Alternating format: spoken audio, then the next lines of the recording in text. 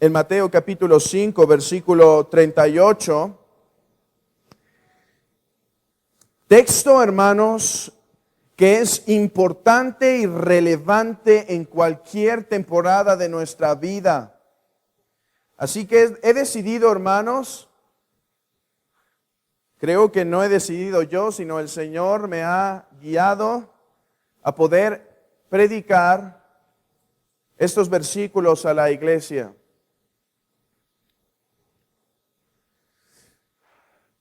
Y antes de introducirnos en oración, Mateo capítulo 5, versículo 38, habla sobre algo que hemos cantado hace un momento.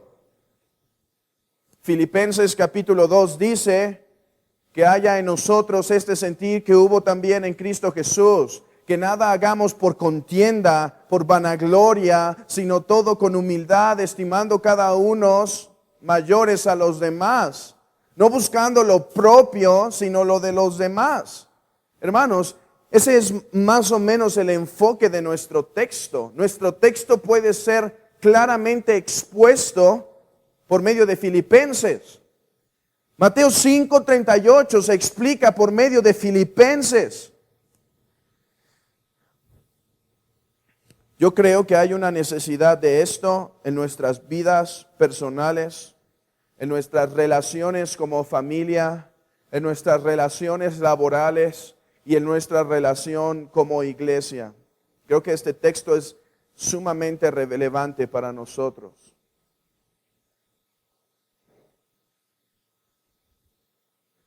Así que en la siguiente ocasión que esté aquí, regresaremos para exponer el primer mandamiento. Pero por esta ocasión haremos una breve pausa para exponer Mateo capítulo 5, versículo 38 al versículo 42. Les pido que me acompañen en oración antes de leer la palabra del Señor.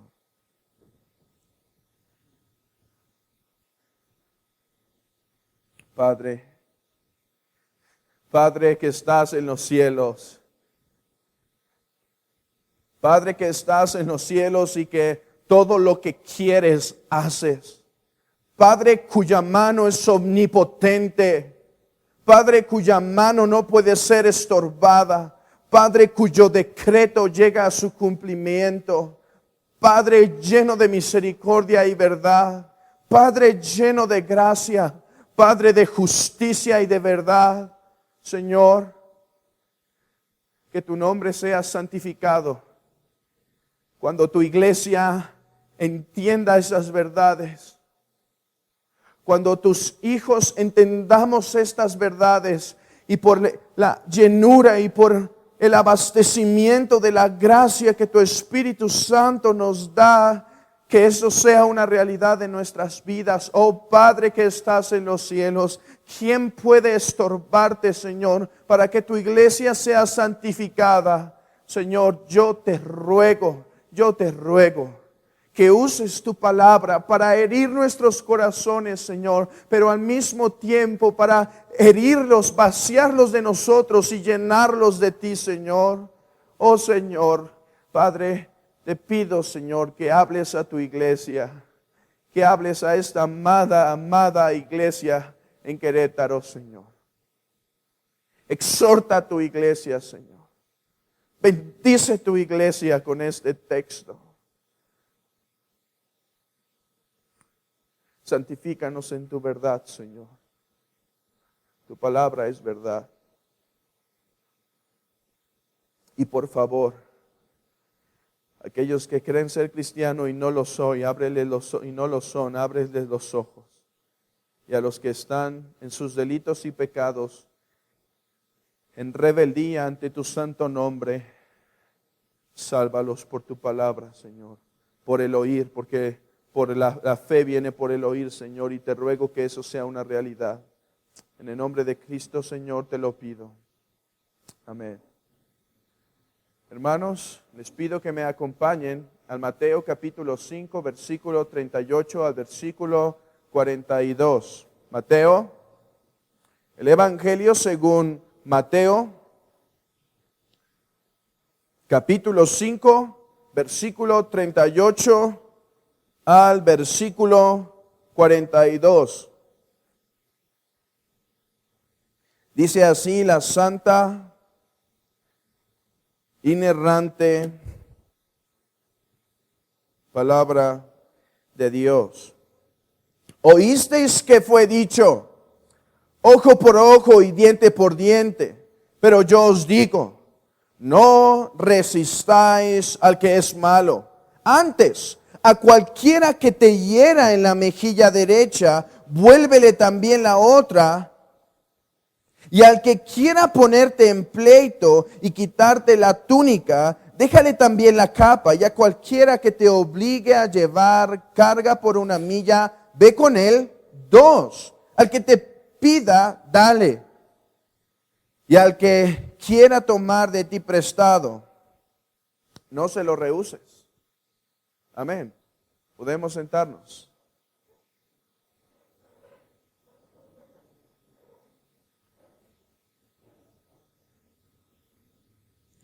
Hermanos, yo creo que el Sermón del Monte es el texto de la Escritura, quizá aparte de Juan capítulo 3, versículo 16, pero el Sermón del Monte es aquel texto de la Escritura, probablemente uno de los más conocidos, sino el más conocido. Si aún los incrédulos que no tienen contacto frecuente con la Escritura, pudieras preguntar qué texto se viene a su mente si pensara en algo de la Escritura, de la Biblia, probablemente sería una porción del Sermón del Monte. Y a veces hasta hay dichos en el mundo que la persona dice y después tú dices, bueno, así dice la Escritura y él ni siquiera sabía. Ahora, no solo es conocido por lo que llamamos el mundo evangélico. ¿A qué me refiero con mundo evangélico? A todo lo que se llama a sí mismo cristianismo. Todo ese movimiento de iglesias tan diversas que se denominan a sí mismo cristianas.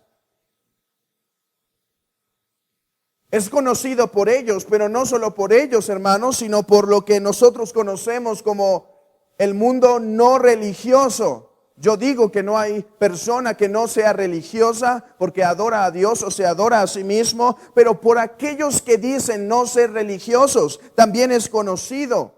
El Sermón del Monte es citado por políticos, por visionarios, por líderes, deportistas, consejeros y quizá podríamos hasta decir que por algunos ateos que no creen en el Dios de la Escritura, pero no niegan las buenas enseñanzas del Señor Jesucristo.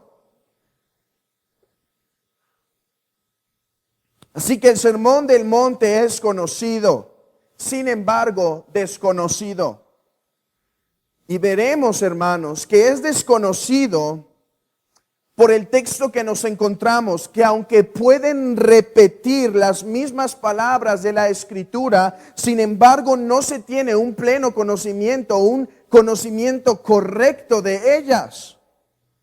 Yo creo que este versículo, versículos 38 al 42, y lo que es Mateo 7 de no juzguéis para que no seáis juzgados, son los textos más malinterpretados del Sermón del Monte. Llegaremos, bueno, no sé si aquí pueda, en Guadalajara llegaremos a Mateo 7. No sé si el Señor querrá que aquí lo predique. Pero estos textos son los más malinterpretados. Ahora, ¿quién no ha escuchado esto? Cuando una persona tiene enojo para la otra, ¿no escuchamos regularmente? ¿No dice la Biblia que ojo por ojo y diente por diente? O alguna persona cuando pide un préstamo de dinero a algún conocido y éste lo niega y el otro se dice ser cristiano y ¿no dice la Biblia que al que te pida le des y aún más de lo que te pida? Ayúdame, necesito realizar esto. Y uno se niega, ¿y qué contesta el otro para obligarlo? Oye, ¿no dice la Escritura que debes ir con él, con el que te pida 1 milla y aún 2 más?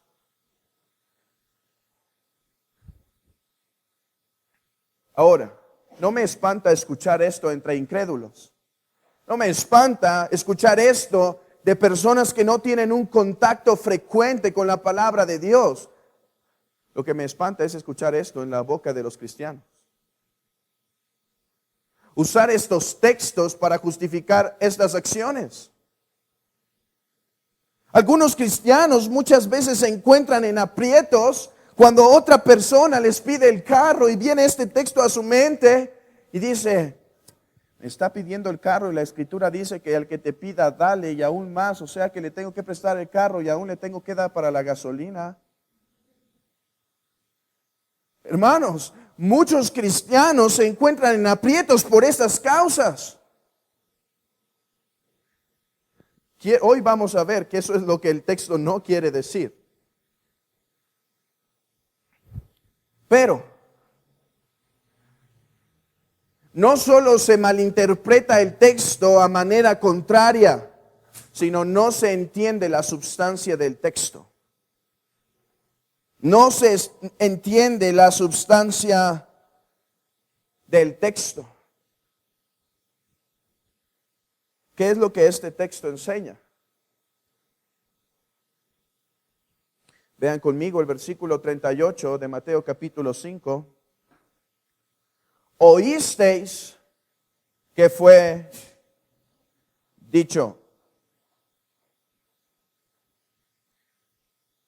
Nuestro Señor, en el Sermón del Monte, en las 6 ocasiones que se repiten estas palabras, pueden ver el versículo 21, oísteis que fue dicho. Pueden ver el versículo 27, oísteis que fue dicho, versículo 31, también fue dicho, versículo 33, además habéis oído que fue dicho a los antiguos, versículo 38 en el cual nos encontramos y versículo 43. Las 6 ocasiones que el Señor se encuentra citando, oísteis que fue dicho, no se está levantando en contra de la ley de Moisés. Hermanos, eso es importante. Muchos en el día de hoy, al acercarse a Mateo capítulo 5 y ver que el Señor cita ciertos textos del Antiguo Testamento y Él dice, pero yo os digo, piensan que Él se encontraba oponiéndose o cambiando la ley moral de Dios. Pero escuchemos, el Señor no dice, escrito está, pero yo os digo. El Señor dice, oísteis que fue dicho. ¿Por qué dice esto? Porque Él se encuentra contrarrestando la tradición que los fariseos y escribas dieron a la ley de Moisés. Así que Cristo tiene perfecta armonía con el Antiguo Testamento. Vean lo que dice en el versículo 17. No penséis que he venido para abrogar la ley o los profetas. No he venido para abrogar, sino para cumplir. El Señor no se encuentra en contra de Moisés. Escuchemos esto. Él tiene perfecta armonía con la ley de Moisés, pero perfecta desarmonía con la tradición de los ancianos, con la tradición de los escribas y fariseos. ¿Qué hicieron los fariseos?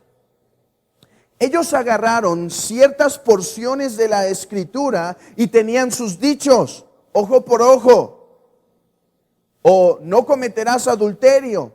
Pero detrás de esas palabras, hermanos, estaba toda la interpretación que se le daba por los escribas y fariseos.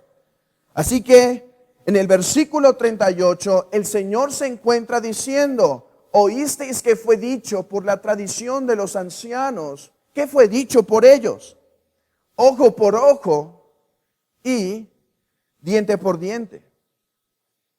La pregunta es, ¿no es esta la enseñanza del Antiguo Testamento? Acompáñenme a Éxodo.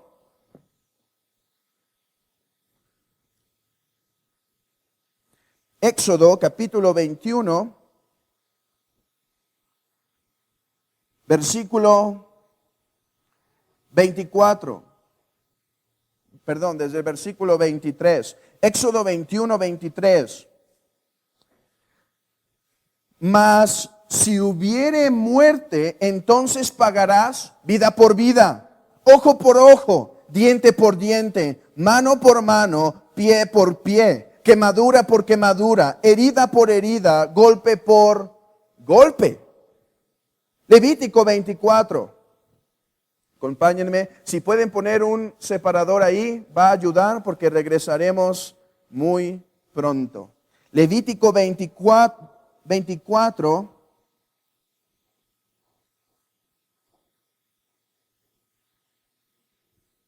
Versículo 19. Levítico 24, versículo 19. Y el que causare lesión en su prójimo, según hizo, así le será hecho, rotura por rotura, ojo por ojo, diente por diente, según la lesión que haya hecho a otro, tal se hará a él. Pueden poner otro separador y acompáñenme a Deuteronomio 24. Deuteronomio capítulo 24.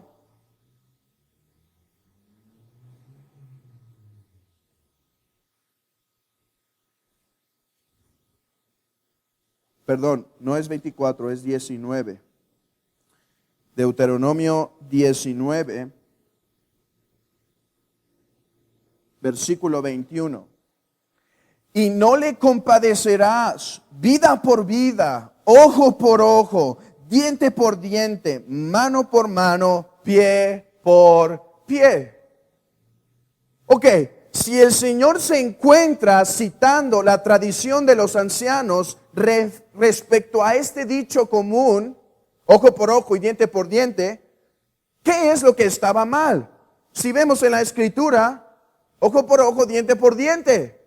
En la ley de Moisés se enseñó rotura por rotura, ojo por ojo, diente por diente, quemadura por quemadura. ¿Qué es lo que está mal en este dicho? Porque el Señor se encuentra citándolo. El Señor se encuentra citando por esta causa. Escuchen este versículo. Porque os digo que si vuestra justicia no fuere mayor que la de los escribas y fariseos, no entraréis en el reino de los cielos. El Señor se encuentra dando estos 6 ejemplos de oísteis que fue dicho, con el propósito de demostrar que la santidad de los escribas y fariseos no es nada comparado con la santidad del Señor Jesucristo. Que los escribas y fariseos eran unos pervertidores de la ley, pero que Cristo era el perfecto cumplimiento de la ley. Entonces, si está citando en el versículo 38, ¿oísteis que fue dicho ojo por ojo y diente por diente? Algo hay mal ahí. La pregunta es, ¿qué está mal? Está mal lo siguiente, que ellos sacaron el texto fuera de su contexto. Hermanos, ya desde ese tiempo encontramos esas malas interpretaciones por sacar un texto fuera de su contexto.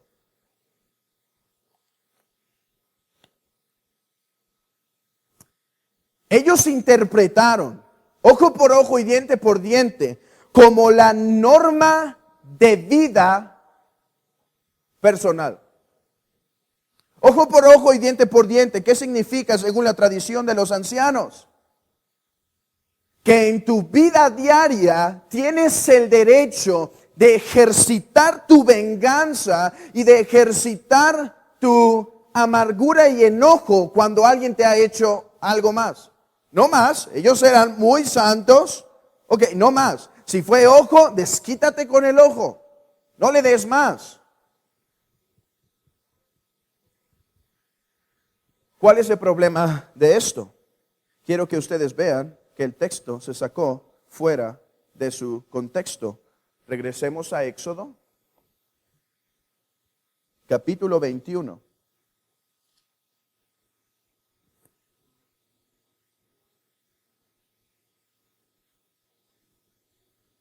Versículo 22. No tenemos el tiempo de leerlo todo, pero voy a enfatizar unas palabras claves. Éxodo 21, 22. Si algunos riñeren e hiriere a mujer embarazada y ésta abortare, pero sin haber muerte, o sea, nació prematuro, serán penados conforme a lo que les impusiere el marido de la mujer, y juzgaren los jueces. ¿Ok? Creo que fue muy claro mi énfasis, ¿verdad? Mas si hubiere muerte, entonces pagará vida por vida. Es lo que la ley de Moisés está diciendo. Hermanos, en Éxodo 20 se da la ley moral de Dios para toda la humanidad. En Éxodo 21 se aplica esa ley moral a realidades específicas de la nación de Israel. Y dice, ustedes son una nación separada, aparte, por lo tanto castigarán cuando hubiere muerte, muerte por muerte, vida por vida, ojo por ojo. ¿Quién lo hará? Los jueces lo determinarán. Ok, acompáñeme a Levítico.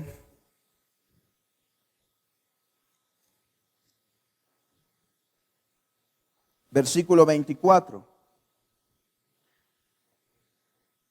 Vean conmigo el versículo 11. Y el hijo de la mujer israelita blasfemó el nombre y maldijo. Entonces lo llevaron a Moisés.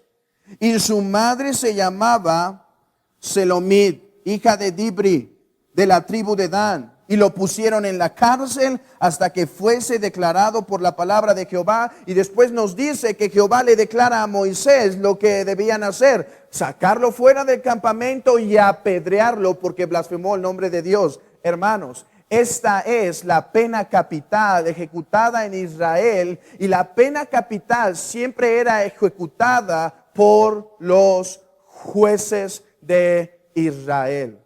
Moisés aquí funge como aquel juez que debía ejecutar el castigo. Después de esto, encontramos en el versículo 19.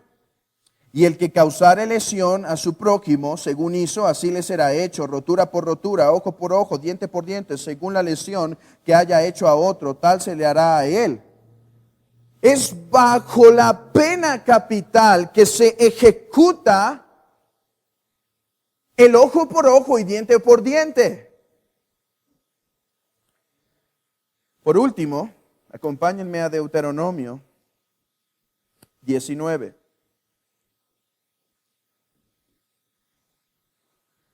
Deuteronomio, versículo 19. Perdón, capítulo 19, versículo 15. No se tomará en cuenta a un solo testigo contra ninguno en cualquier delito ni en cualquier pecado. En relación con cualquiera ofensa cometida, solo por el testimonio de 2 o 3 testigos se mantendrá la acusación. Cuando se levantare testigo falso contra alguno para testificar contra él, entonces los 2 litigantes se presentarán delante de Jehová y delante de los sacerdotes y de los jueces que hubiere en aquellos días. Los jueces que hubiere en aquellos días. Y los jueces inquirirán bien. Y si aquel testigo resultase falso y hubiere acusado falsamente a su hermano, entonces haréis a él como él pensó hacer a su hermano, y quitarás el mal del medio de Israel, y los que quedaren oirán y temerán y no volverán a hacer más una maldad semejante en medio de ti, y no le compadecerás. Hermanos, este es el Dios de misericordia, y no le compadecerás. Vida por vida, ojo por ojo, diente por diente, mano por mano, pie por pie. Wow, el Dios de misericordia. Dice, cuando viene alguno y acusare, este ha caído en adulterio, y ese acusador fuere falso, ¿qué merecía el adúltero por cometer esa infracción? Pena capital, muerte. Dice, si los jueces, después de indagar bien, descubrieren que es un falso testigo, harás a él como él pensó de su prójimo. No menos, no le compadecerás. Muerte por muerte. Si le acusó de adulterio para que él muriera, tú le darás a él muerte por muerte. Dios de misericordia. Dios lleno de gracia y verdad. Hermanos, el dispensacionalismo ha hecho un gran catástrofe en las mentes de los cristianos. Este Dios es el mismo Dios del Nuevo Testamento, el mismo. Aquel que dice en Hebreos que sin santidad nadie verá al Señor. Aquel que es lleno de gracia y verdad revelado en Jesucristo, absolutamente sí. Pero aquel Jesucristo que juzgará a los impíos por sus malas obras. Aquel Jesucristo que dará a cada uno conforme a su paga. Aquel Jesucristo que enseñó al apóstol Pablo a decir que cuando estaba un hombre pecador en la iglesia, que saliera ese perverso de ahí.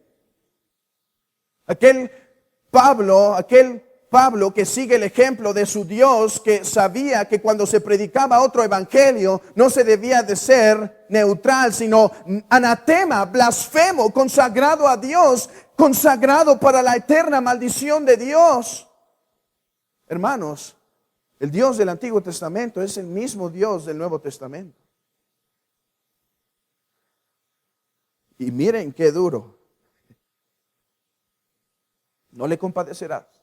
Si él lo que quería es que estaba acusando de que le había sacado el ojo a otro, y es falso, le sacarás el ojo. Si él lo estaba acusando para que se ejecutara pena capital, hará sobre él pena capital. Y no se repetirá esto nuevamente en Israel cuando lo hagas. Creo que nuestras naciones deberían aprender de aquel texto, ojo por ojo y diente por diente.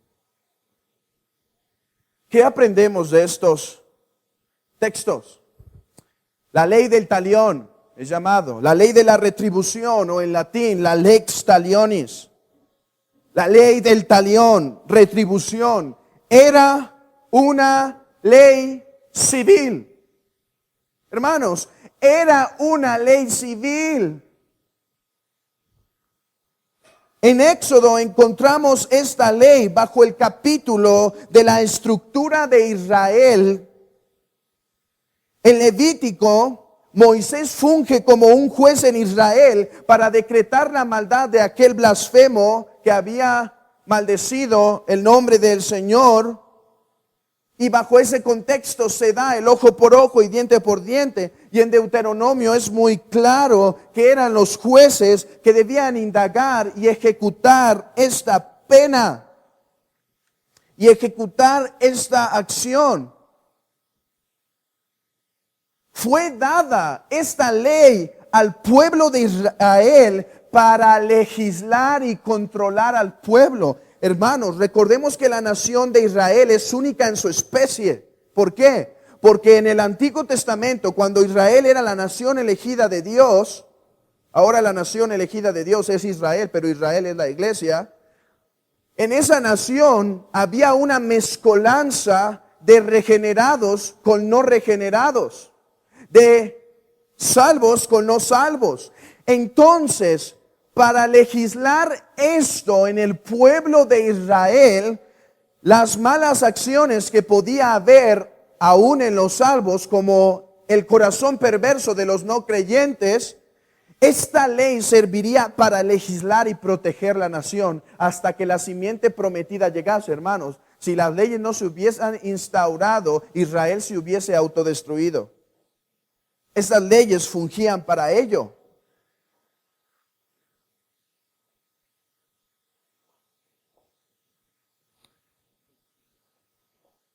La ley, además, tenía el propósito de evitar los castigos desequilibrados, como vemos hoy en día en el Código de Hammurabi. Cuando dos hombres, en el Código de Hammurabi, cuando dos hombres se encontraban riñendo y uno de los que riñe mata al hijo del otro sin querer, ¿cuál creen que será la paga? El padre que mató al otro niño deberá dar un hijo para que muera. ¡Qué injusto! Por el pecado de su padre y la maldad de su padre, su hijo tenía que morir. No estamos muy lejos en la ley musulmana el día de hoy, que cuando robas, no importa lo que robes, ya sea una manzana hasta algunas riquezas, el castigo será el cortar la mano a ese ladrón. Hermanos, leyes desequilibradas. La nación de Israel debía reflejar la justicia y equidad que hay en el ser de Dios. Si es un ojo, le castigarás no con vida, le sacarás el ojo nada más. Ojo por ojo y diente por diente. Si te robó tanto, pagarás tanto, no más, no la vida. Hermanos, en las naciones, esta era la práctica común. Por pequeños delitos había grandes penas. Por lo tanto, confirmamos una vez más que la ley del talión, ojo por ojo y diente por diente, tenía el propósito de legislar la nación de Israel, el corazón vengativo del hombre. Esta ley refleja el corazón vengativo del hombre. ¿Por qué?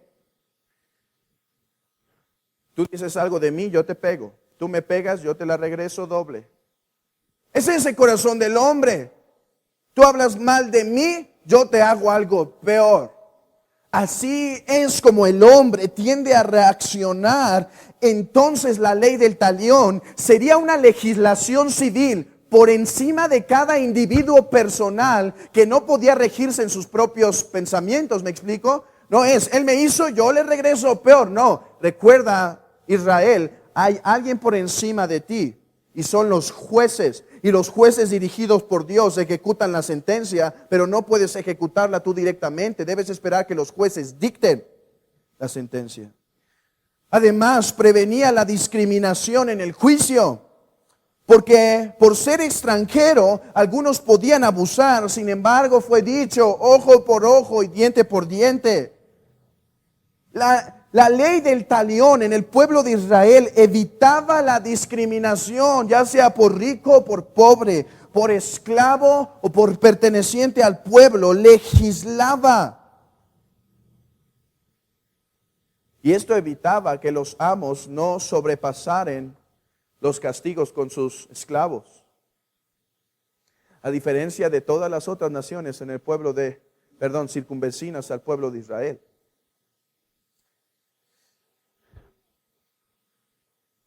Además, tenía 3 propósitos la ley del talión, que hoy los vemos totalmente pervertidos en nuestra sociedad. Escuchen esto. Entonces dijo Adonibesec, 70 reyes, cortados los pulgares de sus manos y de sus pies, recogían las migajas debajo de mi mesa. Como yo he hecho, así me ha pagado Dios. Y le llevaron a Jerusalén, donde murió. Este impío cortó a los reyes sus dedos para que no pudiesen recoger fácilmente el pan. Sin el dedo pulgar es difícil obtener y tomar, y ellos los tenían debajo de sus mesas recogiendo para humillarlos. Y dice que ahora le pasó a él igual. Lo atraparon y le cortaron los dedos pulgares de las manos y los pies. Dice, así me pasó porque Dios es un Dios justo. Un impío reconoce esto. ¿Cuál era el primer propósito de la ley del talión en el pueblo de Israel? De vida por vida, ojo por ojo, rotura por rotura. ¿Cuál es el principal propósito? No es la restauración del que pecó. No es. ¿Quieres saber por qué? Porque al que pecaba con pena capital moría. ¿Cómo lo ibas a restituir? ¿Cómo lo ibas a renovar? Hoy así se llaman las cárceles del día de hoy, centro de rehabilitación y de restauración, asesinos, secuestradores. No. La ley en el pueblo de Dios debía fungir como la manifestación perfecta de su justicia.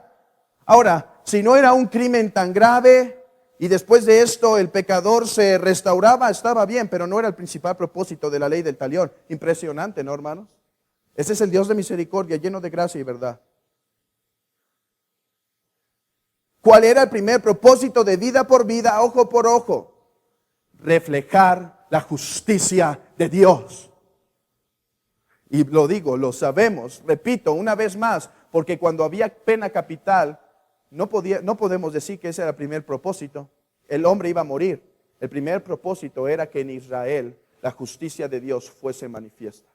Lo mismo hoy en día, la disciplina de la iglesia se ejecuta en primer lugar para la gloria de Dios. En primer lugar para su gloria. Para manifestar que cuando hay un cuerpo y un hombre está en pecado y es expulsado, la iglesia glorifica a Dios con esa disciplina. ¿Por qué? Porque está obedeciendo su palabra, porque está manifestando que este miembro cancerígeno no embona con porque sí ha sido santificado por Dios y eso da gloria a Dios. Cuando se ve la clara manifestación de un pueblo santo. En segundo lugar, en Deuteronomio 19:19 dice, y quitarás el mal del medio de ti. En segundo lugar, era generar temor en el pueblo de Israel.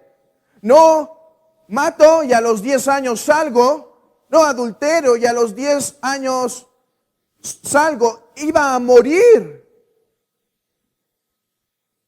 Dice, y aquí está hablando específicamente del que acusaba falsamente. Si él acusa falsamente, morirá y eso no se volverá a repetir en Israel. Hermanos, claro que morirá. Claro que no se volverá a repetir. Si por la mentira fue muerto, yo mejor me callo y dejo que los jueces entren.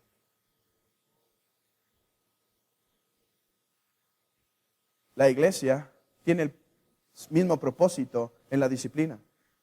Dice en la escritura que cuando la disciplina se ejecuta, los otros temerán.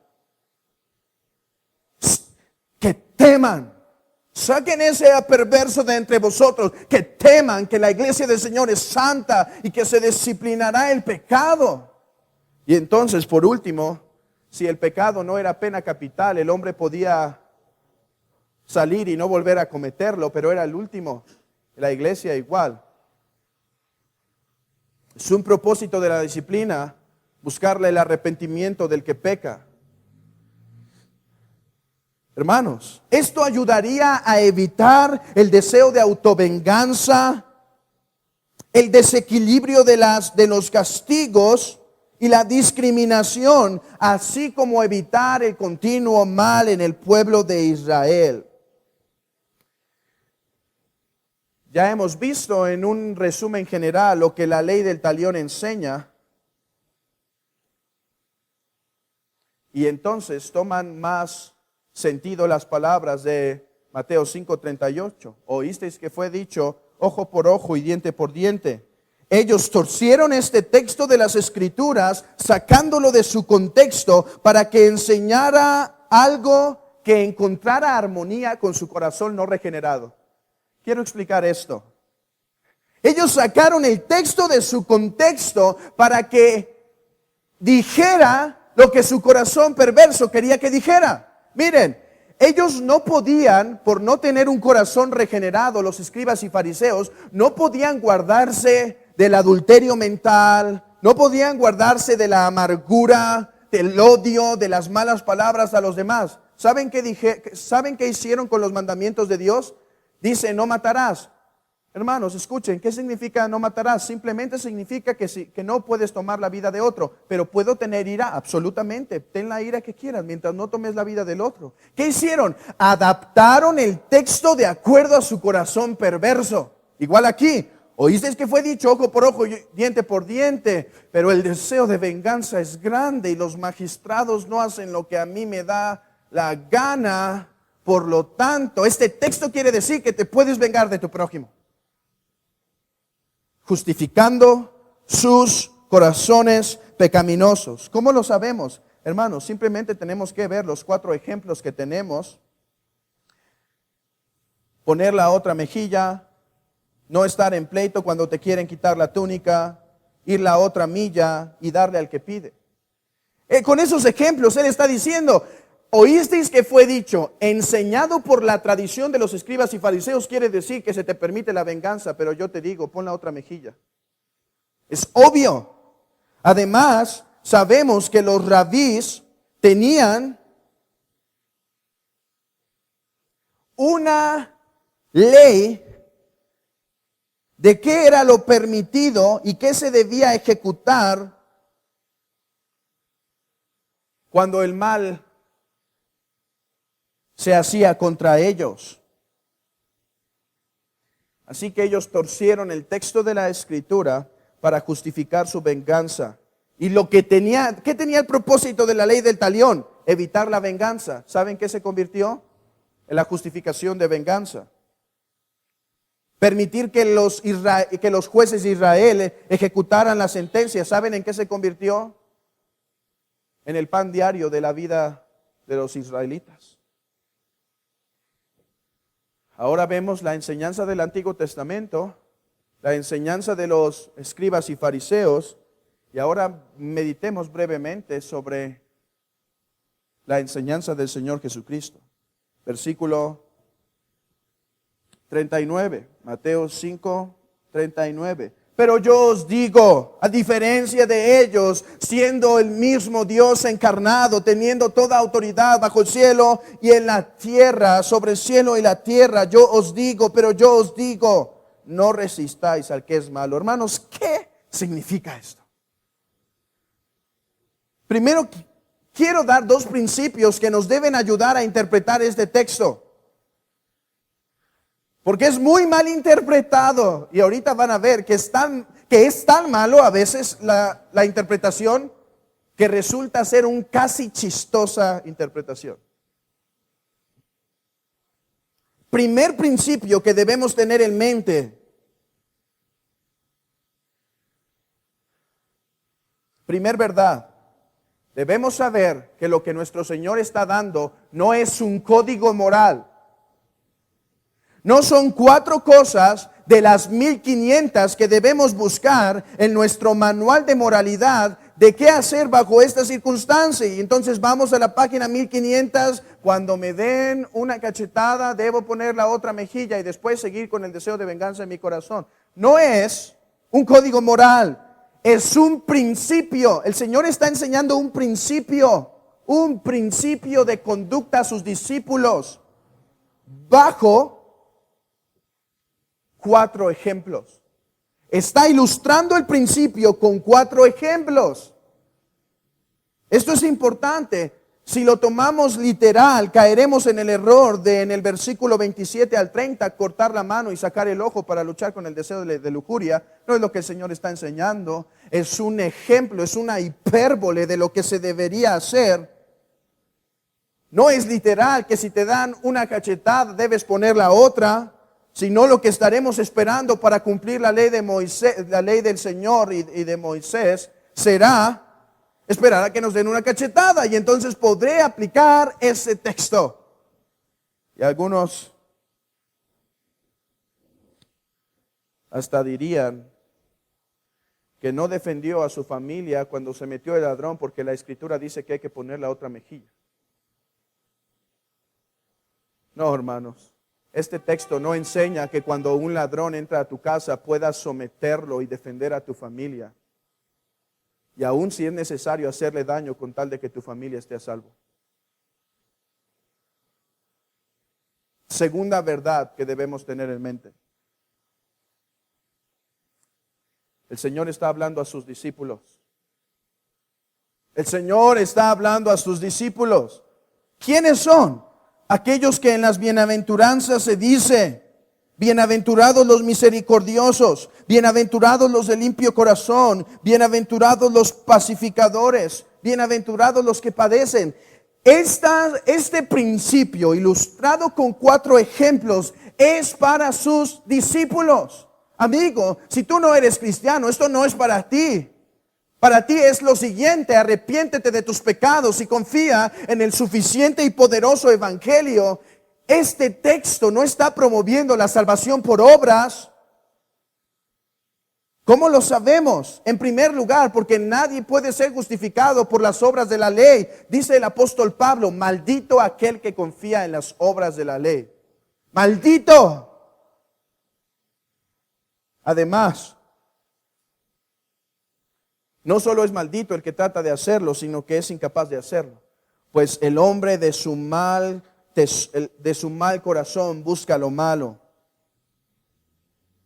Así que no es un código moral para ti, amigo. A ti te digo que el Señor Jesucristo murió en la cruz para justificarnos de nuestros pecados, para llevar la ira que nosotros merecíamos sobre Él, para que el Padre lo aplastara en su furor, derramando la ira que nosotros debíamos recibir en Él. Pero para ti no es un código moral el cual te puede llevar al cielo, no. Si tú sigues esto como un código moral, no te llevará al cielo, te llevará al infierno.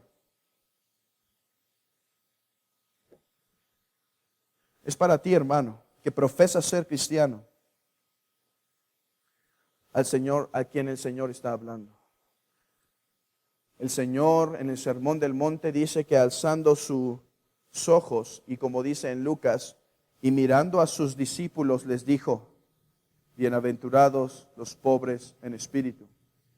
Estos, los cristianos, los que el Señor está hablando, han sido capacitados, no porque son mejores que tú, amigo, han sido capacitados por la gracia del Espíritu Santo para andar en conformidad a la voluntad de Dios por la obra regeneradora del Espíritu Santo. No porque sean muy buenos, no porque sean muy santos, no, sino por la gracia que transformó su corazón, que ahora en lugar de haber ira hay misericordia.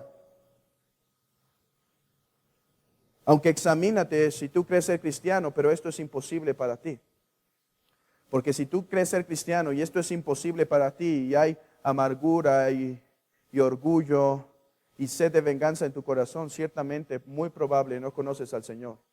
No conoces al Señor.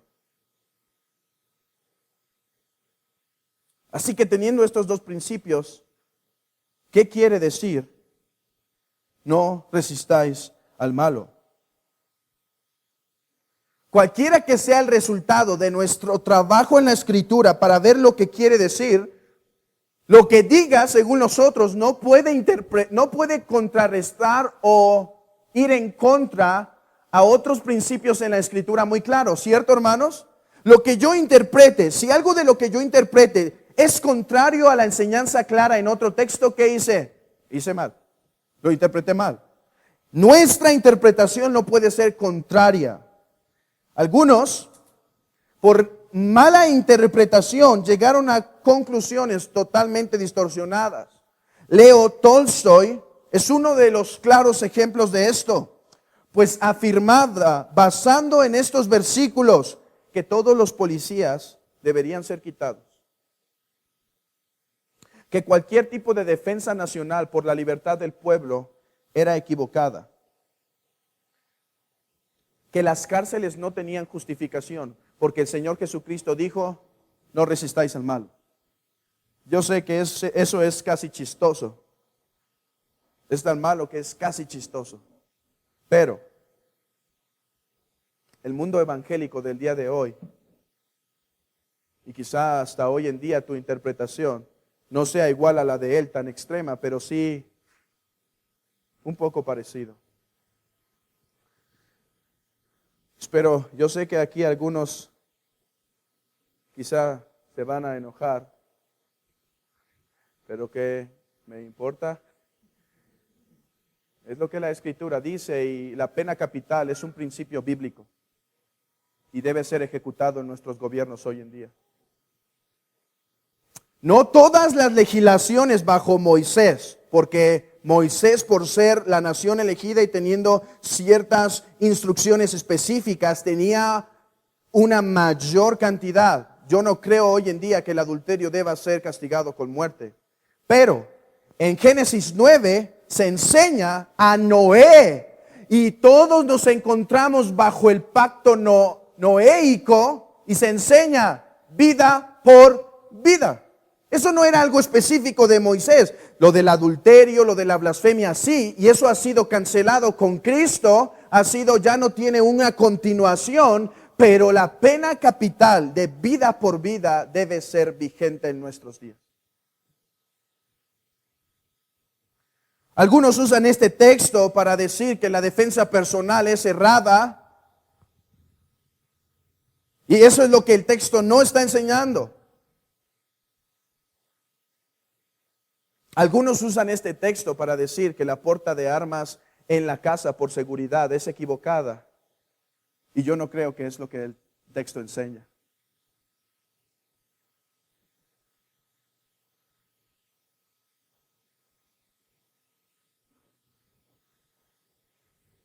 Hermanos, si algo de lo que he dicho te causó un poco de choque, es porque, aunque no eres Leo Tolstoy, has sido un poco influenciado por el evangelicalismo de nuestros días.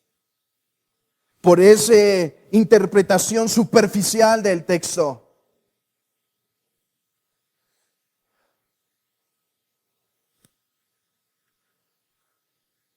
Meditemos un poco.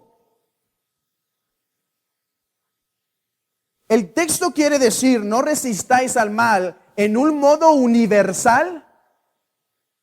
De manera universal, imagínense, apliquémoslo al gobierno. El gobierno tiene que obedecer y cuando el gobierno lee el texto, no resistáis al mal, al que es malo, debe decir, no es permitido a nosotros como gobierno poner resistencia al mal. Hermanos, eso contradice la enseñanza clara del Nuevo Testamento en varios lugares, pero vayamos al texto más claro en Romanos capítulo 13. Y este texto, vayan a Romanos capítulo 13 mientras digo lo siguiente. Este texto se da bajo las instrucciones de Pablo a los romanos de no ser orgullosos, de no defenderse. Miren, para saber lo que estoy diciendo, lean conmigo Romanos 12, versículo 14. Romanos 12, 14. Bendecid a los que os persiguen, bendecid y no maldigáis. Gozaos con los que se gozan, llorad con los que lloran. Unánimes entre vosotros, no altivos, sino asociándoos con los humildes. No seáis sabios en vuestra propia opinión, no paguéis a nadie mal por mal. Procurad lo bueno delante de todos los hombres. Si es posible, en cuanto dependa de vosotros, estad en paz con todos los hombres. No os venguéis vosotros mismos, amados míos, sino dejad lugar a la ira de Dios, porque escrito está, mía es la venganza, yo pagaré, dice el Señor. Así que si tu enemigo tuviere hambre, dale de comer, si tuviere sed, dale de beber, pues haciendo esto, ascuas de fuego amontonará sobre su cabeza. No seáis vencidos de lo malo, sino vence con el bien el mal. Algo, lo que estamos viendo en nuestro texto, ¿verdad? Igual, es la enseñanza idéntica, pero ve el versículo 1 del capítulo 13. Sométase toda persona a las autoridades superiores, porque no hay autoridad sino de parte de Dios, y las que hay por Dios han sido establecidas. De modo que quien se opone a la autoridad, a lo establecido por Dios, resiste, y los que resisten acarrean condenación para sí mismos, porque los magistrados no están para infundir temor al que hace el bien, pero sí para infundir temor al que hace el mal, sino al malo. ¿Quieres pues no temer la autoridad? Haz lo bueno y tendrás alabanza de ella. Porque es servidor de Dios. ¿Quién? Los magistrados. Para tu bien. Pero si haces lo malo, teme, porque no en vano lleva la espada, pues es servidor de Dios, vengador para castigar al que hace lo malo. Aquí lo impresionante es la palabra espada. La palabra espada es la palabra griega que se utilizaba en el tiempo de Pablo para hablar de la pena capital. No en vano lleva la espada, hablando de la pena capital. Y la autoridad, cristianos, deben obedecerla y tienen que saber esto. No está en vano entre vosotros.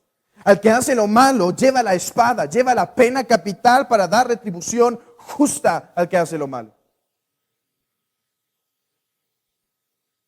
Así que Mateo 5, versículo 39, no puede significar no resistir al malo o al que hace lo malo, referente al gobierno. El gobierno tiene la responsabilidad de ejercitar la venganza de Dios. Miren, dice, cristianos, ustedes no se venguen.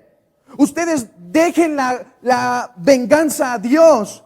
Y uno puede decir, y Señor, ¿cómo manifiestas hoy en día tu venganza? Sé que la manifestarás al final de los tiempos, cuando envíes a las personas al infierno, pero hoy en día, ¿cómo manifiestas la venganza? Dice Pablo, cristianos, escuchen, el Señor manifiesta su venganza hoy en día a través de los magistrados, cuando dan la espada al hombre. El Señor Jesucristo y el apóstol Pablo reconocen esto. El Señor, cuando salen a buscarlo, cuando Judas lo va a entregar, dice, como para un ladrón han salido. O sea, ¿qué dice el Señor? Si es un ladrón, está bien que los magistrados lo busquen y lo encierren. Pero han salido a mí. O sea, ese texto está implicando que el Señor reconoce la autoridad de los magistrados. Así que este texto no puede significar eso, ¿cierto? Así que si el gobierno dice, oye, ¿por qué no estás castigando a aquel que tomó la vida del otro? Es que estoy poniendo la otra mejilla. No. Para ti hay claras enseñanzas en la palabra que vida por vida, rotura por rotura. Además, no podemos aplicar este principio a la iglesia como un cuerpo orgánico. ¿Por qué? Porque la iglesia está llamada a detener el mal. ¿Sabes cómo lo sé? ¿Y sabes cómo lo puedes saber? ¿Qué es el evangelio? Sino la mayor gracia dada en este mundo para resistir el mal. El evangelio es aquel don de Dios para restringir la maldad del corazón del hombre. Los magistrados resisten el mal externo, los padres lo restringen externamente, pero en la iglesia se predica el medio de gracia que puede regenerar el corazón y restringirlo desde adentro, no desde afuera. Hermanos, de dos maneras Dios ha restringido el mal durante todo el tiempo desde que Adán cayó hasta ahora. Uno es por el gobierno y uno es por el evangelio. Las dos cosas a la par, todo el tiempo. Es verdad que las restricciones externas no van a cambiar el corazón, pero eso no es nuestra justificación de decir, porque no cambian el corazón, no la debo aplicar. No, la debemos aplicar para restringir el mal, aunque solo es la gracia que los puede cambiar. La iglesia está llamada no solo a resistir el mal a través de la predicación del evangelio, sino a través de la disciplina, a través de la exhortación. Cada que estás exhortando a algún hermano, por lo que dice Gálatas, que si alguno peca, ve y repréndele, como dice Mateo 18 también. Si vieres a tu hermano caer, ve y repréndele. Eso es restringir el mal. La disciplina, la expulsión, es restringir el mal del medio de nosotros. La iglesia está llamada a restringir el mal. Claro, perdonando al que se arrepiente, pero expulsando al que sigue impenitentemente en su pecado.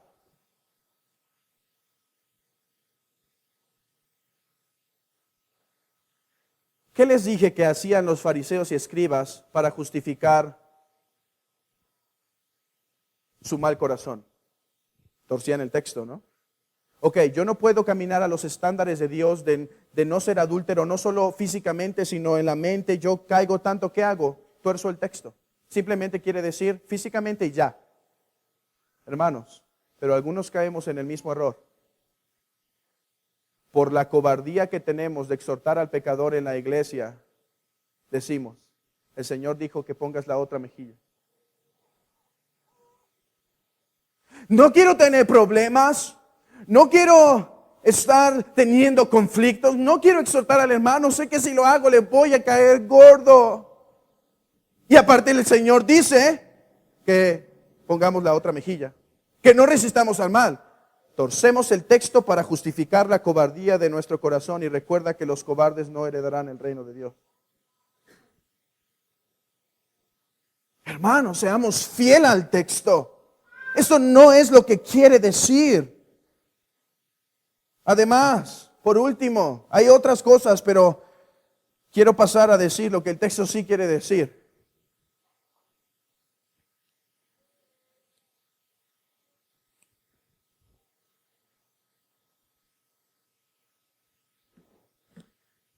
Esto no se puede aplicar a la disciplina de los hijos en la casa. ¿Y por qué no le estás, hermano? Y ve a un niño, pero remolino el niño. Oye, ¿y por qué no le das disciplina a tu hijo? Es que estoy dejando a mi hijo que sea niño. Y la Escritura dice que no resista el mal. Estoy poniendo la otra mejilla con él. Pero está siendo un grosero, sí. Pero estoy poniendo la otra mejilla con él. Absolutamente no. Le estoy enseñando la misericordia. Enséñasela bien. Mira lo que dicen los proverbios. El que escatima la vara odia a su hijo. Sencillo. Le estoy enseñando misericordia. Absolutamente no. Estás mostrándole que lo odias, que lo aborreces. Mas el que lo ama, lo disciplina con diligencia. No cuando ya estoy hirviendo y entonces ahora sí te voy a dar disciplina. No, dice con diligencia. Constante. Castigando una vez y otra vez el mismo pecado. No aflojando en él. He hecho una colección simplemente de 3 textos, pero los que tengan conflictos con la disciplina de la iglesia, con la disciplina a los hijos, les recomiendo un muy buen libro, hermanos. Proverbios. Proverbios. Escuchen el siguiente. La necedad está ligada al corazón del niño, la vara de la disciplina lo alejará de él. Estoy poniendo la otra mejilla, no, lo estás acercando más a su necedad, lo estás haciendo más necio. Lo castigarás con vara y librarás su alma del Seol. Estoy mostrando misericordia, no, lo estás condenando. Hermanos, es verdad, la disciplina no transforma el corazón del niño, pero sí restringe que su perversión crezca. Padres, sus hijos no pueden hacer lo que a ellos les da la gana porque son niños y dejémoslos que sean niños. Los niños deben sujetarse a sus padres en todo.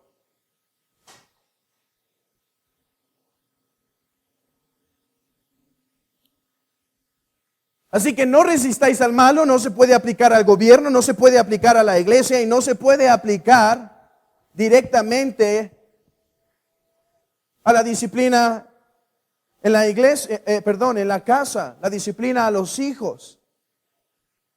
Impresionante.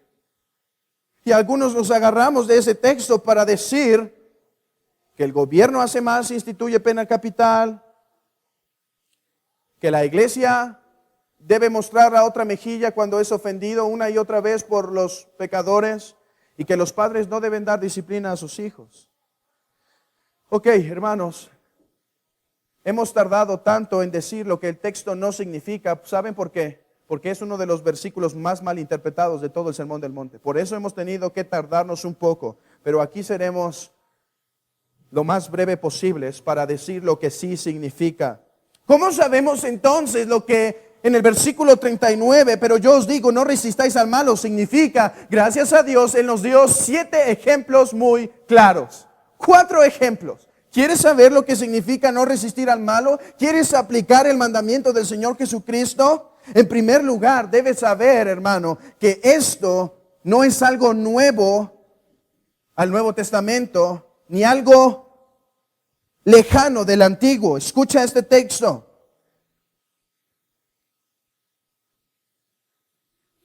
No te vengarás ni guardarás rencor a los hijos de tu pueblo, sino amarás a tu prójimo como a ti mismo, yo Jehová. Y el Señor en la parábola,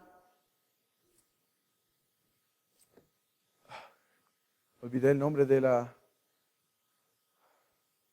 parábola del buen samaritano, lo que está enseñando es que ellos dijeron, ¿y cuál es mi prójimo? El judío. No, el Señor dice, tu prójimo es aquel que te queda más cerca providencialmente. No solo los de tu pueblo. Y dice, no te vengarás de ellos. He citado Levítico 19:18. Escuchen algunos textos más del Antiguo Testamento solamente para que veamos la misma ética que hay en el Antiguo que hay en el Nuevo. No digas, yo me vengaré. Espera a Jehová y Él te salvará.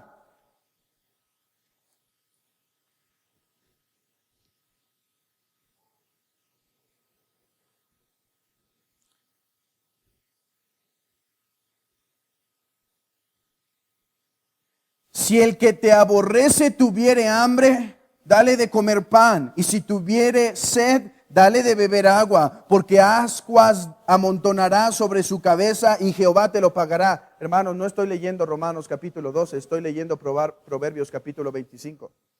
Pablo toma de Proverbios para enseñar a los cristianos que no se deben vengar. Por último, no digas, como me hizo, así le haré. Daré el pago al hombre según su obra. No digas eso en tu corazón. Al que me hizo, así le haré. He citado simplemente 3 pasajes de Proverbios para enseñar que el pueblo de Israel debía caminar bajo esta misma conducta. Pero avancemos un poco en los 4 ejemplos. Versículo 29. A cualquiera que te hiera en la mejilla, vuélvele también la otra. Hermanos, esto no es en una pelea. No es que si alguien llega a ti no puedas defenderte. Si ese ataque es injustificado, no te está diciendo que si alguien te asalta, debes dar y se le olvida y solamente te quita el reloj y dices, hey, te olvidó la cartera. No es lo que el texto está diciendo. No está hablando de poner literal a otra. De hecho, ¿cómo sabemos esto? Dice que el que te hiere en la mejilla derecha. La mayoría de los hombres en toda la historia han sido diestros. Si das con la diestra así, como en una pelea, darás en su mejilla izquierda.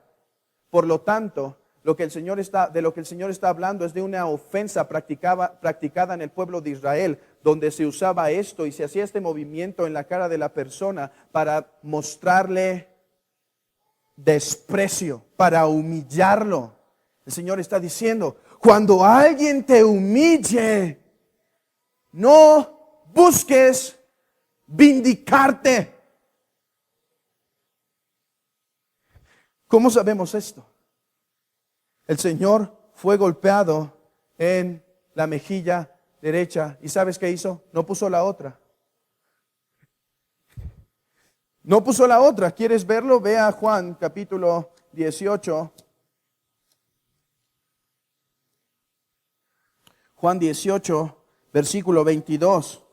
Cuando Jesús hubo dicho esto, uno de los alguaciles que estaba allí le dio una bofetada diciendo, ¿así respondes al sumo sacerdote? Jesús le respondió, si he hablado mal, testifica en qué está el mal. Y si bien, ¿por qué me golpeas? Si Mateo 5 se debiera interpretar literal, el Señor violó su propio principio. Pero Él está siendo abofeteado y dice, ¿por qué me abofeteas? Si he contestado mal, enséñame en qué estoy mal. Pero si bien, ¿por qué lo haces?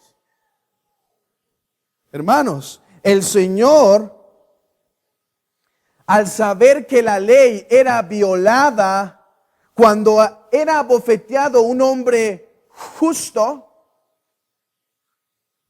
dice, ¿por qué lo haces? ¿Qué entonces nos está enseñando Mateo 5, versículo 39, con poner la otra mejilla? Está hablando de aquella frase en nuestro corazón común, que no te humille. No permitas que te humillen. Si te hacen algo, regrésaselo. Si te menosprecian, muéstrale tú tu menosprecio. El Señor está tratando con aquel deseo de cuando somos ofendidos, manifestar a los demás que no estuvo mal. Miren, yo soy tan santo, yo soy tan bueno. Ahí debemos seguir el principio de Spurgeon. Cuando hablen mal de ti, Alégrate, porque si en verdad supieran cuán malo eres, saldrías corriendo, se espantarían esos hombres de cuán malo eres. Está hablando, hermanos, está hablando de esa actitud en el corazón orgullosa, de esa actitud en el corazón de no permitir ser humillado en nada. ¿Cómo me voy a dejar que me hagan eso? ¿Cómo lo voy a permitir? No, ellos sabrán que los que están mal son ellos. Yo demostraré. Y casi algunos dicen en su corazón, juro que me vengaré. Nos reímos, pero es verdad.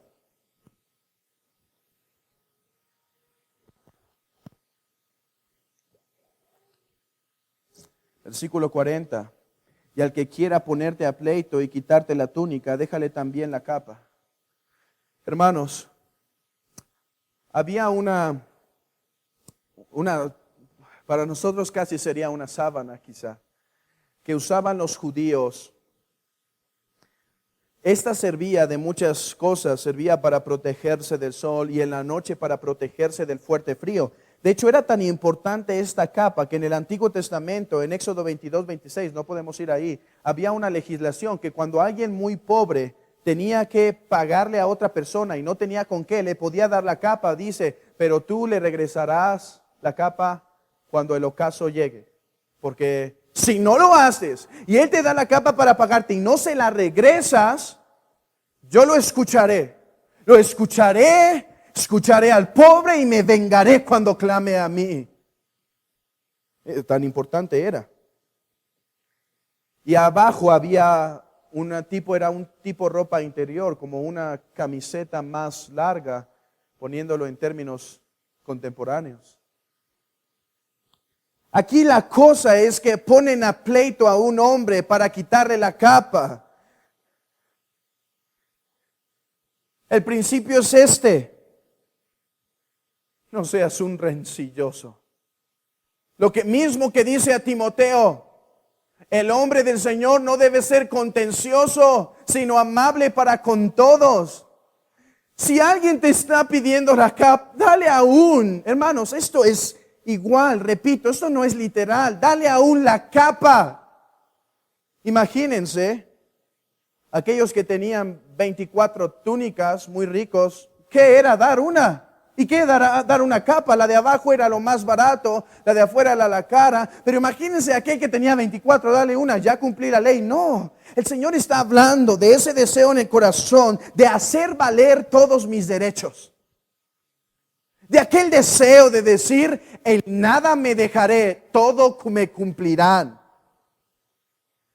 No está diciendo que es incorrecto aplicar la ley cuando esta es favorable. ¿Cómo lo sabemos? El apóstol Pablo lo hace en Hechos capítulo 16, versículo 37. Pero Pablo les dijo, después de azotarlos públicamente sin sentencia judicial, siendo ciudadanos romanos, nos echaron en la cárcel y ahora nos echan encubiertamente. No, por cierto, sino vengan ellos mismos a sacarlos. El magistrado agarra a Pablo y lo mete a la cárcel y lo azota, pero después se enteran que era ciudadano romano. Y dicen, vamos a echarlo por fuera para no tener problemas. ¿Saben qué dice el apóstol? No. Aquí nos quedamos y los que nos mandaron a azotar nos van a sacar por la puerta grande.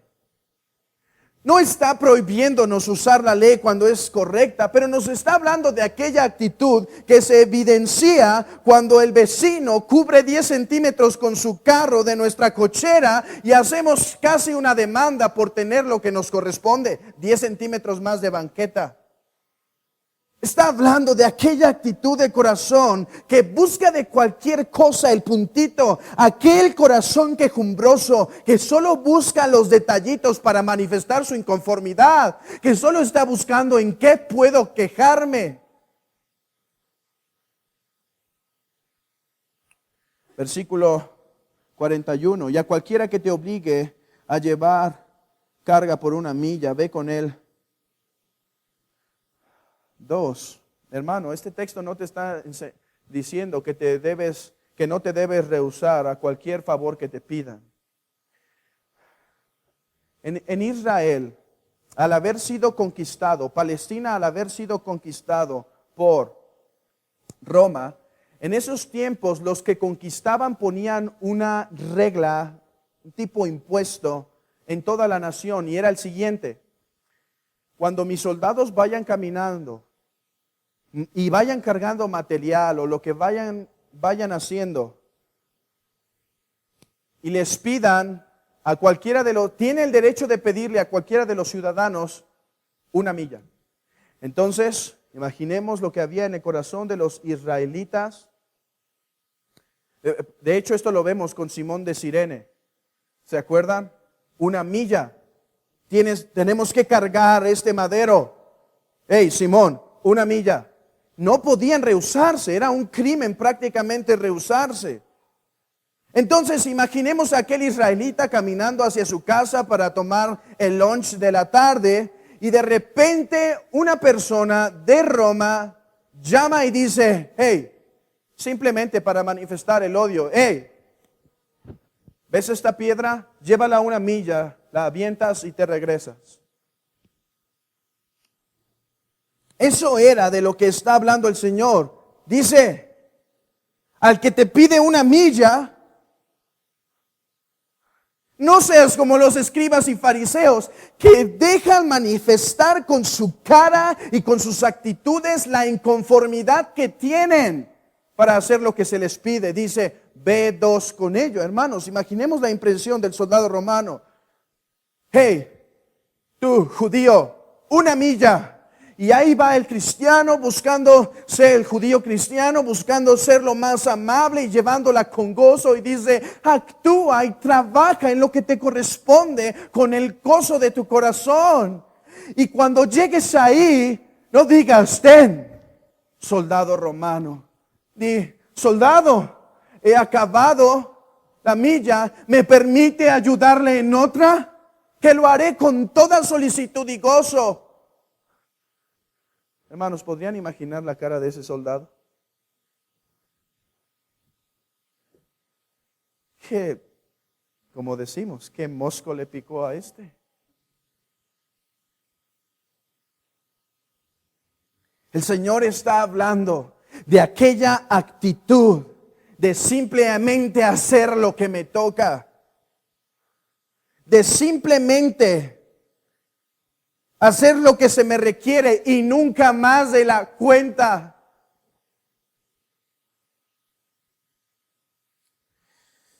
Al que te pida, dale, hermano.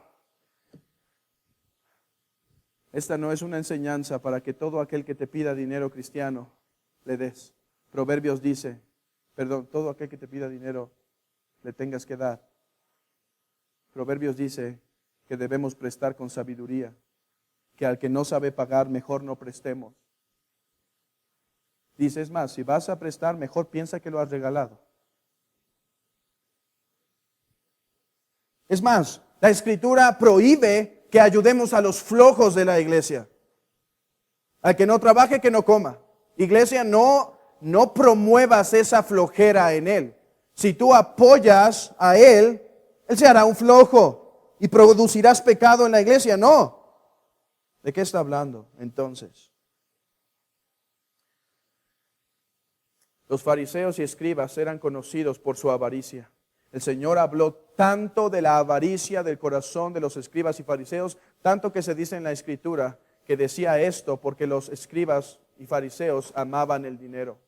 Él está hablando de aquella actitud mezquina que cuando hay una verdadera necesidad no presta su corazón para entregarlo, sino cierra contra su prójimo el corazón. Está hablando de aquella actitud.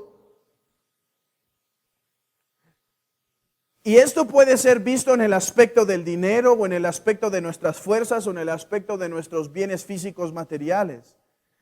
De no proveer para las verdaderas necesidades. Al que te pida, dale, y a cualquiera y al que quiera tomar prestado, no se lo rehuses.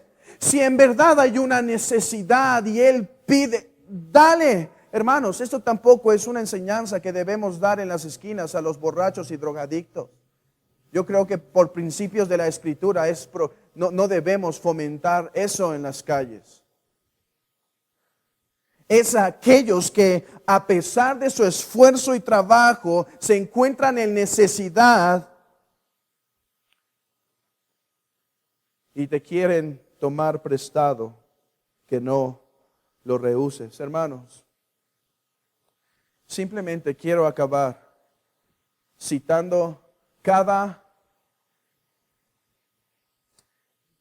ilustración y haciendo algunas preguntas de aplicación a nuestros corazones. Poner la otra mejilla. ¿Eres uno que busca la vindicación a toda costa? Si alguien te humilla, ¿buscas la oportunidad para hacerlo también?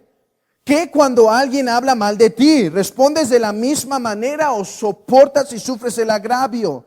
¿Qué cuando trabajadores te faltan respeto? ¿Haces sentir tu voz con voz de mando, humillándolos y demostrando que tú eres la máxima autoridad? ¿Qué cuando en tu casa eres conocido por hacer comentarios de humillación a tus hijos, esposa o esposo? ¿Volteas la cara al que te la voltea? ¿Soportas en la iglesia la debilidad de los otros? ¿O no la puedes soportar porque te han hecho tanto mal a ti? ¿Eres uno que reclama todo derecho, aún los 10 centímetros de tu cochera? Cuando la esposa te falta el respeto, ¿lo exiges inmediatamente haciéndote notar? ¿O eres uno que aunque puedes decir que eres el que trabaja en casa, sin embargo quieres servir a tu esposa? ¿Deseas hacer justicia para satisfacer tu deseo de venganza? Ocupas todas las leyes, hermano, no está mal ocupar las leyes, pero las ocupas para manifestar y hacer daño y demostrar lo mal que te han tratado y dejarles ver cuán sentido estás, y avergonzándolos y mostrando y humillando y quitando todo lo que es posible contra ellos. ¿Das más de lo que es requerido, mujer? ¿Das más de lo que es requerido a tu esposo? ¿Lo haces con toda solicitud, llevando 2 millas de toda buena manera? ¿O eres una que manifiesta, o hijos en la casa, o eres uno que manifiesta tu desagrado a todas las peticiones que tu padre o tu madre hacen de ti? Hermanos, esto es cristianismo. Esto es cristianismo. Yo sé, todos esperamos que el edificio se esté incendiando para meternos, rescatar al joven y predicar el evangelio siendo un héroe. Esto es cristianismo. No esperes que el edificio se enciende. Vivamos de acuerdo a las palabras del Señor Jesucristo. Hombre, ¿das más a tu esposa de lo que ella te pide? ¿Qué tal de la iglesia? ¿Es tu actitud de pesar cualquier servicio que prestas? Busca saber cuáles son los requisitos mínimos. ¿Qué es lo minimito que necesito para ser miembro? Ir los domingos. Y ya sí, y puedo ser miembro, ok, acepto. ¿Es esa la actitud? Hermanos, si algunos de aquí son miembros y tienen esa actitud, arrepiéntete, por favor. Es la amada iglesia de Cristo. Él la ama tanto. Y si tú piensas ser miembro y te quieres integrar a esta iglesia, y esa es tu actitud, primero considera si en verdad, si no estás pecando en esa manera en tu corazón.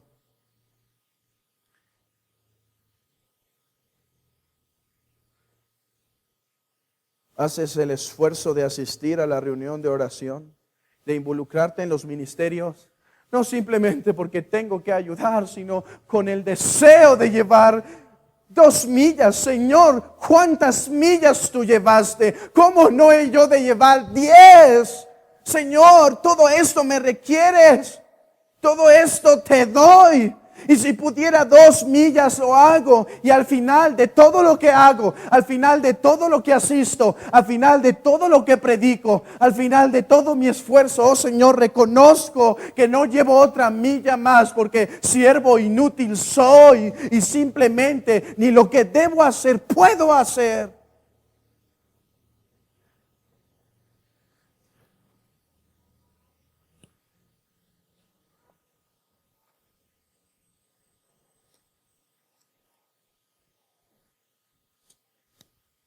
¿Qué tal el corazón generoso para las necesidades verdaderas? Este es un tema delicado y no pienso tocarlo a profundidad. Pero eres uno que se caracteriza por manifestar que haces tesoros en la tierra. Y no importa el grado o la cantidad de finanzas que manejes, puede ser una persona con un sueldo pequeño y ser uno que hace tesoros en la tierra. Tu corazón se manifiesta por cerrar tu corazón a las verdaderas necesidades. Escucha esto. Pero el que tiene bienes de este mundo y ve a su hermano tener necesidad y cierra contra él su corazón, ¿cómo mora el amor de Dios en él? ¿Cómo mora? No mora.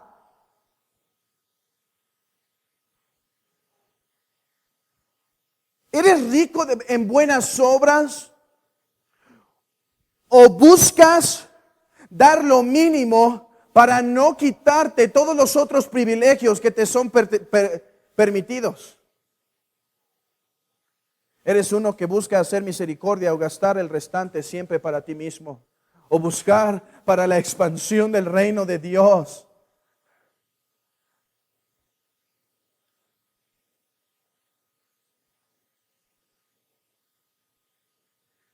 O que nos arrepintamos. Que el Señor perdone nuestros pecados. Esa actitud de venganza, esa actitud de orgullo, esa actitud de ser vindicado a toda costa, esa actitud de reclamar todo lo que pertenece, esa actitud de hacer lo que me corresponde y simplemente ya y no más. Esa actitud mezquina del corazón.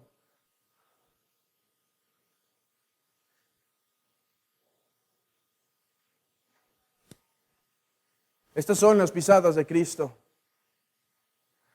Amigo,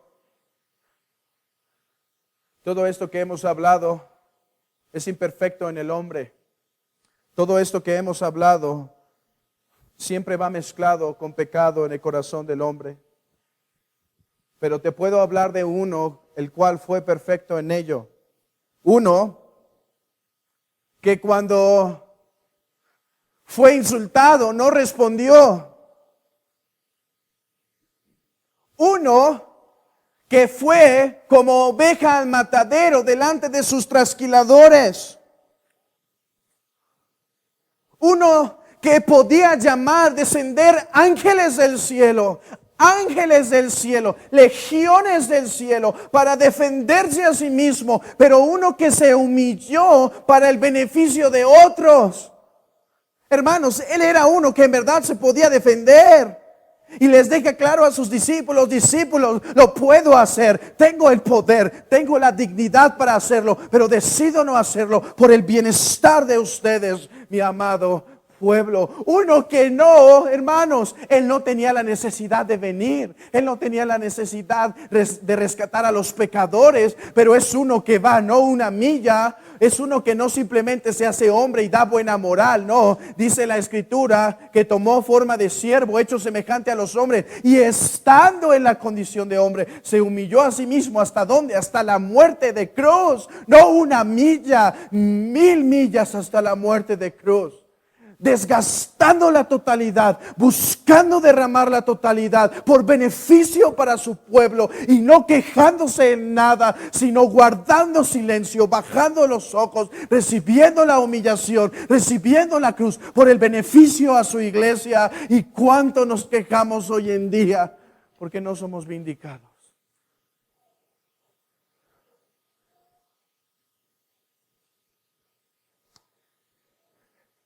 Pablo, cuando tiene que exhortar a la iglesia de Corintio para las buenas obras y las finanzas, ¿saben cómo le hace?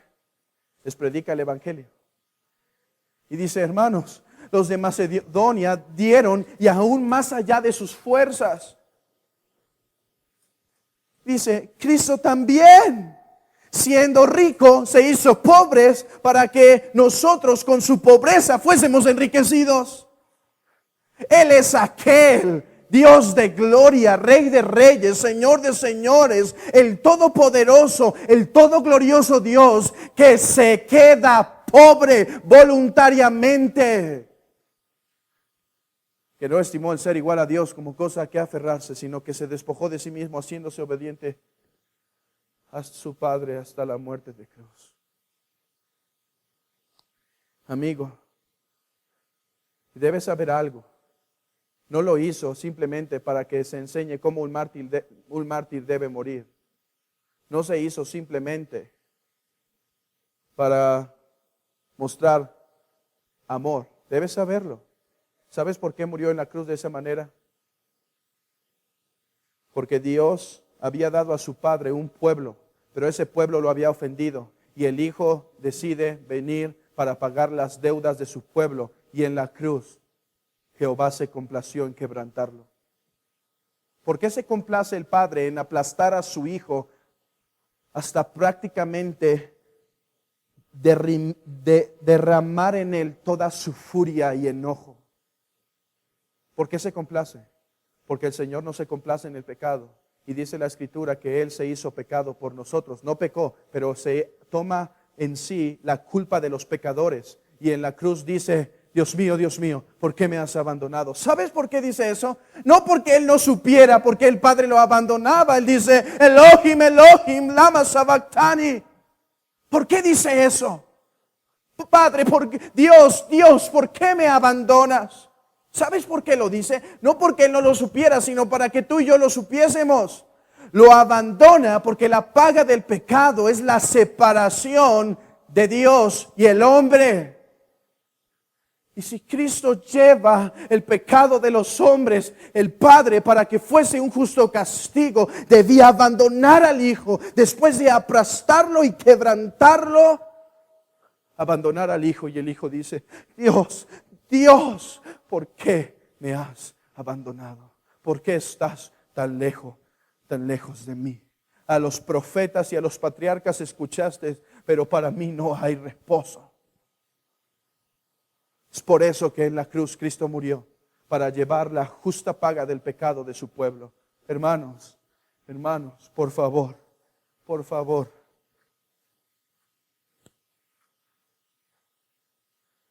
Permite que el Espíritu exhorte a tu corazón. Y pon la mejilla.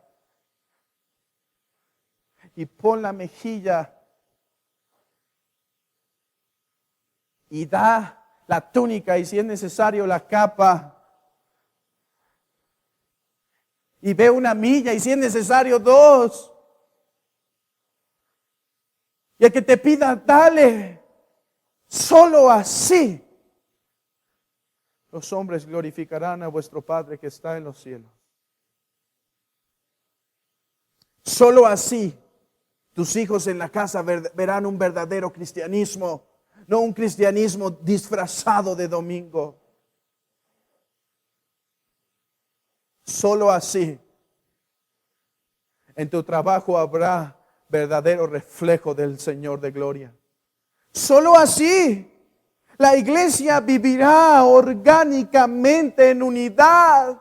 Solo así, como dice en Juan 17, los hombres glorificarán a Dios cuando vean la unidad de la iglesia, unidad que refleja la unidad del Padre y del Hijo, perfecta armonía. Solo así la iglesia avanzará, solo así la iglesia crecerá. Cuando los miembros estén unidas las coyunturas, solo así, cuando uno se traga su orgullo y sus derechos. Hermanos, como dijo Charles Spurgeon, creo que ya tengo que dejaros ir. Hay tanto que decir, pero creo que es tiempo de dejaros ir.